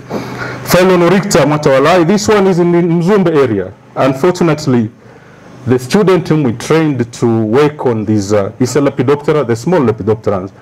The student whom we trained to work on these Lepidopterans, I mean, a bad thing about students is they graduate. So he graduated, which is very bad because you can't work now. So it's good, but it's bad. But we know where it is. We know where we sampled in the savannah area that Professor Tisekwa mentioned, where we have marula trees and some acacia trees. That's where we found the Phyllonoricta Mwatawala. Then a question from Professor Msogoya. He's asking whether we supported export trade, and that reminded me, when we started this work, we sampled banana and avocado. And we found that these flies attack avocado, which unfortunately was a very controversial host because avocado business is really big in Latin America. All those Puerto Ricans and Guatemalans, they like avocados, and it's a huge market for Latin America. And America was banning the export of avocado into the United States. So a lot of research was being done in Latin America area to prove that avocado is not a host of fruit flies. And what they realized is that one of the varieties of avocado, called Hass avocado, is actually an preferred host of avocado, of fruit flies. And because of that, the Americans and the American markets were opened. But along the same line, based on the data that we collected, unfortunately, we did not discriminate whether this is Hass or Ettinger or any other variety of avocado. But if you look at the incidences, they are very low, which indicates that probably we are sampling more of one variety which is not attacked, as well as some other varieties that were attacked. But in the end, what I can say is our export markets to South Africa for avocado were opened. So now we can export avocados to South Africa. but also we can export green bananas to United States. Because at first when we said banana was attacked, the market was closed. And when it was proved that the green bananas cannot be attacked, except the ripe ones with a split skin, then the markets were opened. So at least these were the export commodities that we know. Then you asked about the practicality of, I don't remember, using weavers. Yeah, it's very practical. I mean, if you look at the technology that we developed, it's very practical, and we want to make it more practical. That's why we want to rear them in the lab, so that someone can just get a nest from a screen house, rather than going out in the wild looking for the nest to introduce in the farm. So how far have we gone? I mean, we have gone from telling where they can fly and whether we can trap them, the queens I'm talking about, so we can trap the queen and we can rear them. And an interesting part is because these are social insects. It means if you move out of a colony and return, you are not their member, they kill you. So the queen coming from one colony, upon return, that queen has to go to another place. If that queen lands on the same colony, it's an alien, so they can kill it. And that's why we wanted to trap them. But it takes a lot of time for a queen to develop the caste, to have the workers, the males, all these. So what we tried was, can we try to make the queen accepted, or can the queen accept workers from other colony? And we tested that. So we put a small barrier and we introduce the workers, and slowly we think they will get used to this queen and the brood will grow quickly. So it's practical. And then a problem among small scale farmers. I mean, as I said, the most difficult part, the one that I showed, was about orchard sanitation. And this is something that our farmers do not like. It's a standard practice all over the world, whether it's United States of America, who are very advanced economically, or Tanzania. But our farmers, unfortunately, do not like this practice of orchard sanitation. And it's not just about mangoes. I mean, we have the kind of rules for cotton paste. You have to set timing that between these dates, you have to clean your farm, otherwise it's a criminal offense, something like that. We don't have that one for fruit flies. So maybe if we enforce it that way, we can suppress the population. If I'm given $1 billion, what will you do next? I'll go to Bahamas. Why should I worry about this when I have $100? Anyway, what I would invest more, based on these challenges, the challenge is to get a natural enemy, and this will also answer the question by Professor Tisekwa, is to get a magic natural enemy that will go and search for these flies in the wilderness, rather than spraying individual orchards. So we will increase more search for natural enemies, because these ones can do the work for us. Now we have some natural enemies. Apart from predators, we have a group of natural enemies called the parasitoids. But their parasitism level in the lab is very high, but it is very low in the field. So like 7%. So we'll be very happy if we can get up to 90%. So that's the area I would like to invest, because then they will do the work for us. About marula. Yes, marula are everywhere. I mean, we have them behind animal science, and some of them, that area near Mzumbe, Melela area. But as I said, the only way to control fruit flies in marula would be to get such kind of parasitoids that can go actually and search for the fruit flies in the wild. And we have some that have been introduced. As I said, they're not doing very well. So we have 2 parasitoids that have been introduced. But so far, we have never been very successful in that area. House flies versus fruit flies. So far, fruit flies have never been proven to be either active or passive vector of any disease. Then there are no any records that eating an infested fruit full of maggots will cause you any harm anyway. So my friends from Zanzibar, they say that nakula embe gizani, so you don't worry about the maggots you eat. So you're not going to suffer anyway. So there is no problem. We just fear the maggots. So Dr. Madala said about pests. I mean, we are regarding these as pests, and he would like to see them as a source of protein. Yes, we capture a lot of fruit flies in the traps, but we were thinking of using them as chicken feed. We didn't think about your fish, unfortunately. So we'll start thinking that way. But also, when we are working with weaver ants, the queen of weaver ants is big, and it's a delicacy in Asia. So one of the things that we wanted to test in this program was whether we can harvest those queens of weaver ants for sale in countries like Thailand and Vietnam. Unfortunately, we could not get a huge population of queen, and that's why we were developing different methods of rearing the queens in the nursery so that we can harvest them and sell them abroad, because it's a delicacy in Thailand, Vietnam, China, and other parts of Asia. Now, Dr. Mbije is not from Department of Crop Science and Horticulture, but Helen Mbije is, so Mrs. Mbije is from our department, so that's fortunate.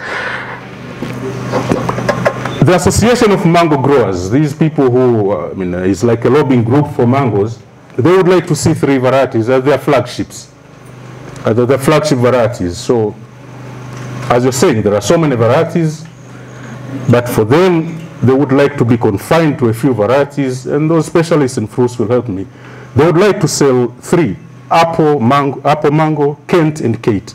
3 as their flagship varieties. But we, the ones who buy them, and that's why you should come and buy your mangoes from us, from Crop Science, not on the streets. You just want the red mangoes of Sua, and they give you everything. It's just red. Oh, this is red. Tommy, Kent, Red Indian, whatever that is red, they give you. And later on, you realize you have a mix-up of varieties in your farm. And that, it's been going on that way for so long. So we have that one as a source where you have so many people selling everything because these are red. But also we have so many uncontrolled imports. I think, I stand to be corrected, because we have mango that they call them mango from Mombasa, Embes are Mombasa. And they normally come during the off-season of our main season here. So whether they are subject to quarantine and cross-border, processes, I'm not sure. But those are the causes. But consumers have their preferences. I have my friend, Dr. Kasui, says he doesn't eat these mangoes. He only eats boribo from Tabora, his hometown. So, thank you so much.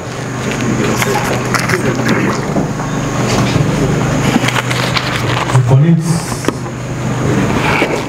it is almost time, but I'm flexible. Should we go for the second round? One more talk with sentence.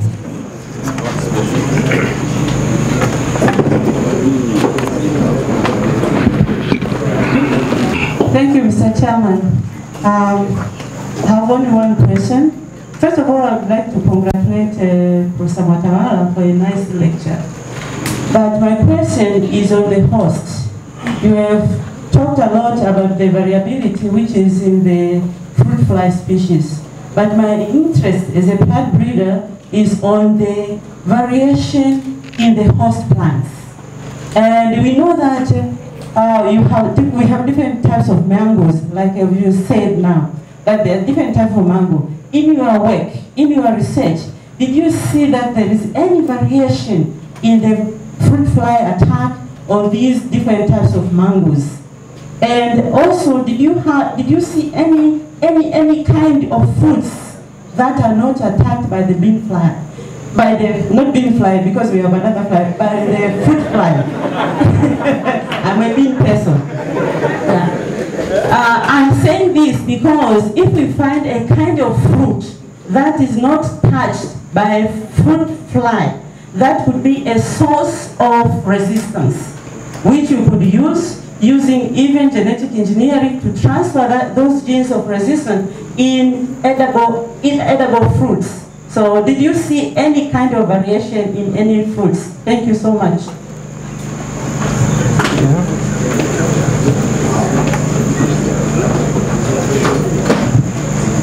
Thank you very much, Professor Mwatawala. Big up for a nice presentation. I'm congratulating you for sitting in so many committees and boards, TFDA, TPRI, PQPS, etc. But the great challenge I'm seeing is the introduction of these new invasive species of different pests into our country. And you are working closely with the Ministry of Agriculture as well. What are the strategies which you are putting forward to protect our country? You can see now we have fruit flies, we have fruit absoluta, we have now fall armyworm. You can mention a lot of new invasive pests in our country. And in the long run, we cannot even go to these international trades unless we have a very stringent measures. Can you give us a suggestion? Thank you. Last one. Prof. Mwatawala, hongera sana. I used to sit with Prof. Mwatawala somewhere. I'm glad for your excellent presentation, and I'm happy that I have acquired another new concept of PRA. I thought PRA stands for participatory law appraisal, but we know now it is pest-risk analysis. So thanks for that new addition of the concept. So my question is, your presentation on facilitating international trade through science, with that case of fruit fly, what theory have guided your presentation? Thank you. Last one.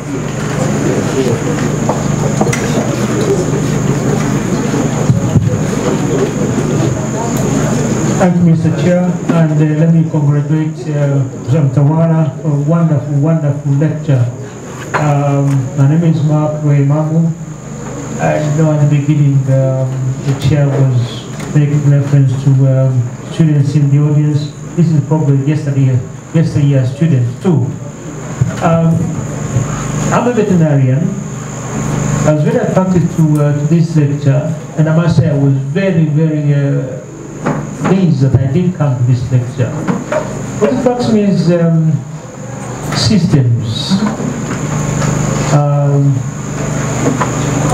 And maybe I want to ask you a question now in your elevated position now in so many committees and now distinguished professor. So evidently you've had plenty of time to think through some of these issues. I noticed one of your long-term collaborator is called Mark. So I can take the liberty of replacing Mark in this room with this Mark. What you described about interactions with the people in FAO and the international, these plant-based issues. And at the time in FAO we were developing a program called Empress. And later on we were looking at long-term impacts, so risk of infectious diseases. We're looking at humans, animals, and plants. So I got interested in these, what commonalities.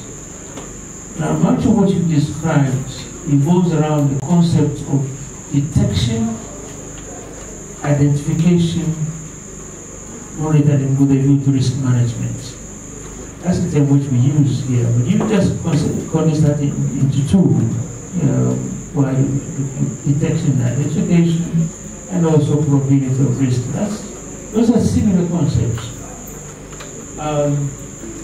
Now, in a university like ours, it cuts across sectors. When you have these underlying concepts, to what extent can we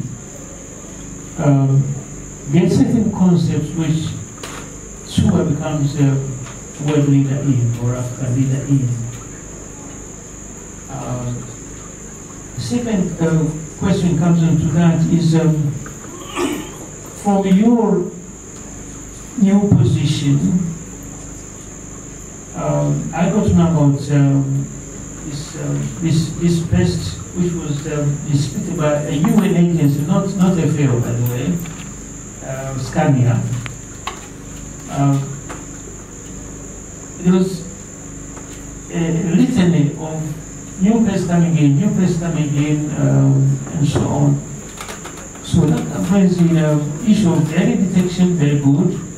But how do you assess now our efficiency for early detection, for quarantine and response, and preparedness? Or are we drifting into a situation of fatalistic situation, notwithstanding all these kind of floating signs? Someone. I hope Vice Chancellor will excuse me if I've on inter-college issues.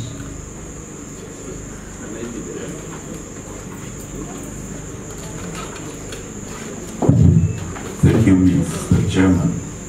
Let me join others in here congratulating Professor Mwatawala. I think I'm congratulating him from the best part of my heart for the presentation. And the chair just received my apology for having come in a bit late. But I have one question. Professor Mwatawala, you have really done a very wonderful work, and I think which will elevate our university from where we are to the next level. But I want to know one thing. This work you have done, it has a big potential in assisting our country in controlling some of these new and dangerous pests. To what extent have you, engaged with the ministry responsible for agriculture to make sure that whatever will really, at the end of the day, come out from your body work will be internalized into our policies, and at the end of the day, be advocated by the responsible organs so that it can be put into use. Thank you, Chair. Okay, thank you so much. So I'll start with the question from Professor Nchimbi on the variability of the hosts. And I might say that from the mango varieties that we tested, Tommy, Kent, Kate, Red Indian, and some local varieties like Sindano Nyeusi, when we did the statistics, we didn't find any significant variations in incidences or infestation rates. But if you walk around, people will tell you, your new mango, like we are the one who brought them, your new mangoes are more infested and the old mangoes are not infested. So I don't know where that hypothesis comes from, but it's a very common hypothesis that the improved varieties are attacked while the local varieties are not attacked. But no research, no right to speak. We have data that can prove they're attacked in the same way. The other examples I gave was on avocado. As I said, you have one variety which is Hass avocado, which is not preferred host, while the others like Ettinger are probably preferred host. Now, one of the theories that came out, I don't know whether it works or not, but they said that Hass avocado has some compound in its skin that can encapsulate the egg of the fruit fly. So once the female oviposit an egg, it is quickly encapsulated by some chemicals, and it cannot grow any further. So maybe that one will help. But among the hosts that we sampled a lot, and they couldn't bring anything, is the star fruit, Calambora. So, but that one has a lot of water, so rearing of the fly from that fruit was not positive. But from other country, it is reported that star fruit is also positive for fruit flies. Otherwise, from our sampling also, papaya was not a positive host. So we did not rear any fruit fly, although it's a known host in other countries, but from our samplings here, it's not known as a host. But then there are so many different varieties which we didn't take into account because we didn't plan our studies to sample by varieties. It was just by a fruit species. So I wouldn't say much about host plant resistance because it has not been very successful in fruit flies control. A question by Professor Mamiro is that how would we move forward? Suggestion on how do we move forward?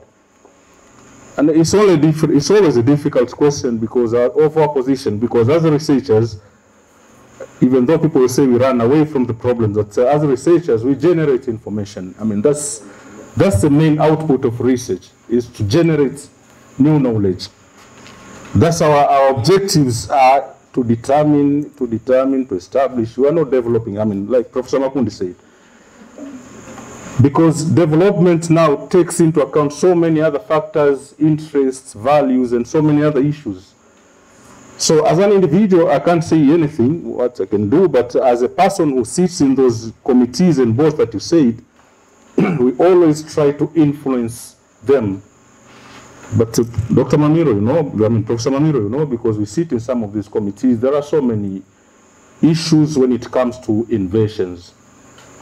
I'm talking about Bactocera dorsalis that we detected in 2003, but it is yet to be reported today. So officially, it's not in Tanzania.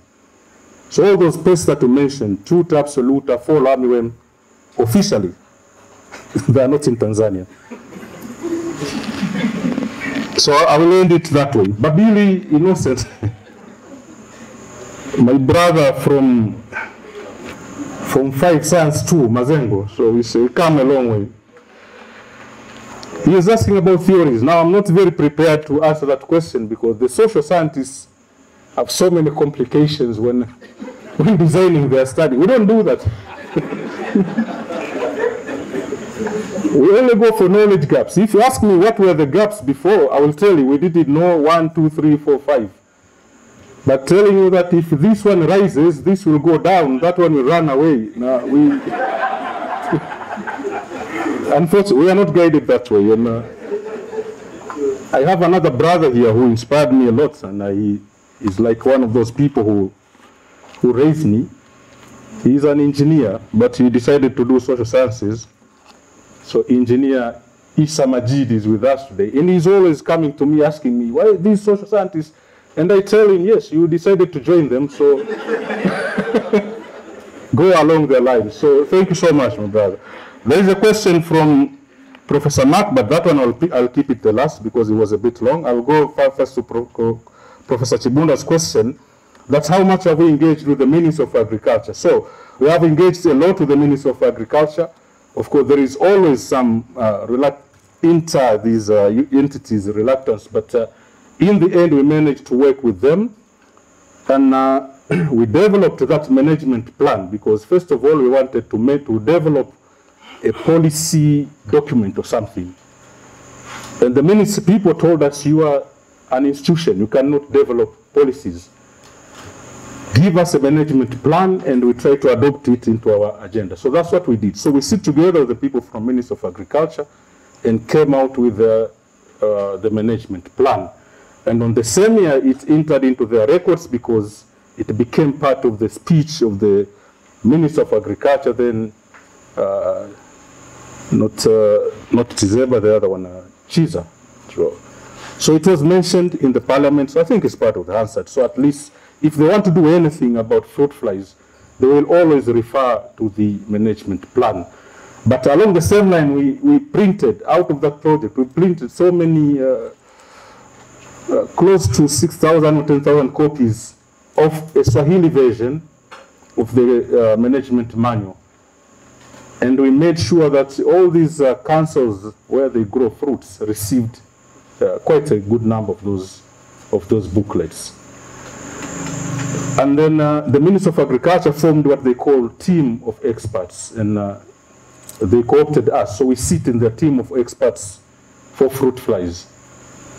And then we sit in their plant quarantine subcommittee together with Professor Mamiro, where we also engage very well on these quarantine issues. But Professor Sibuga, who was boss of the our section on crop protection, she's the chairperson of the National Plant Protection Advisory Committee, and our subcommittee reports to her. Now, the other question from Professor Remam, yes, the other person is Mark, but is a Mark with a C. I think yours is with K. So we can switch. Yes, we go along the same line. I mean, the whole concepts, we look closely at your projects. So the surveillance and detection, as you said, they go along the same way. I mean, you deal with animals, we deal with plants, but sometimes the techniques are the same. So one day I know I was speaking to one of the students of Professor Misinzo, and I was talking about these cryptic species. And the student was like, so you are doing the same stuff like us? I said, they are just species. I mean, if your viruses are cryptic, I don't know how they look at viruses, but if they are cryptic, just like at fruit flies, we can go molecular, we can go to, say, to genetics, we can do all these kind of studies. So, if we can come up with a center for detection and surveillance, which we do not have, for the whole of SADC region, and that will be great for both you, infectious diseases as well as plant diseases. The surveillance system for our ministries, most of them in this region, is not existent. And that's why you have all these, invasions. And it's easy to test. I mean, just bring a mango from India and you are safe with it into Tanzania. No one will bother you unless you are very unlucky. But I'm not telling people to smuggle fruits. But our surveillance system is not very well established. I cannot say it's not working. And it's not just for Tanzania, but for other countries.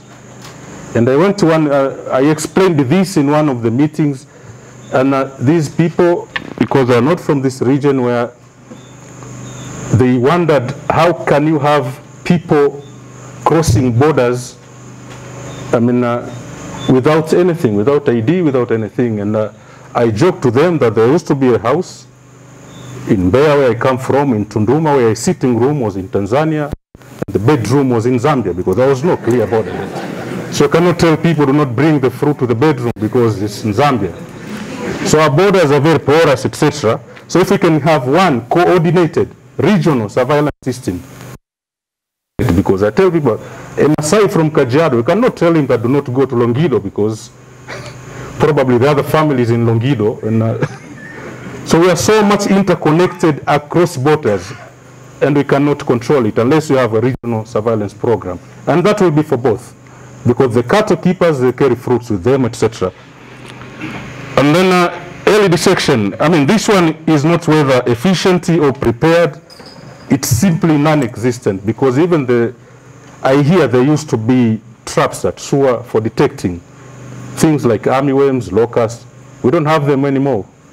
So the whole detection system, surveillance system, need revamping.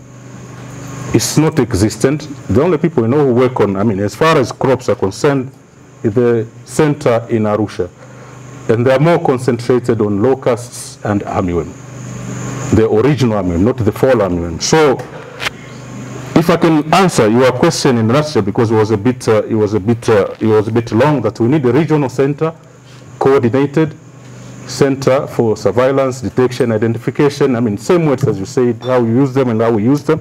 And then if we can revamp now the surveillance system, because according to FAO, we cannot do it. That's why I detect latifrons, but I have to tell the Minister of Agriculture to announce whether Tanzania, I cannot do it. Legally, it's not possible. So they need their surveillance system activated, and then we can feed them with the information, and they can take up the legislative and policy issues ahead. Thank you so much.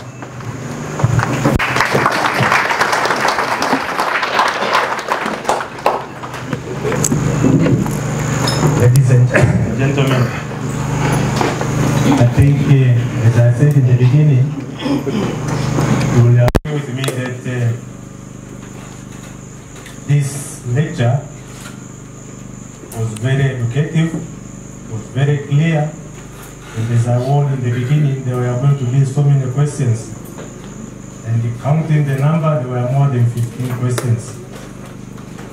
Thank you very much for asking questions, because really it showed that you were interested in the lecture. And also Professor Mwatawala, thank you very much for responding to various questions which were put forward. Ladies and gentlemen, through this inaugural professorial lecture, we've been told that much has been done on fruit flies. So with these few remarks, I thank you again, and I also thank the management for appointing me to chair this very important inaugural lecture, and also for turning up and staying all this time up to now. Now declare Mwatawala's professorial inaugural lecture officially closed. Good night.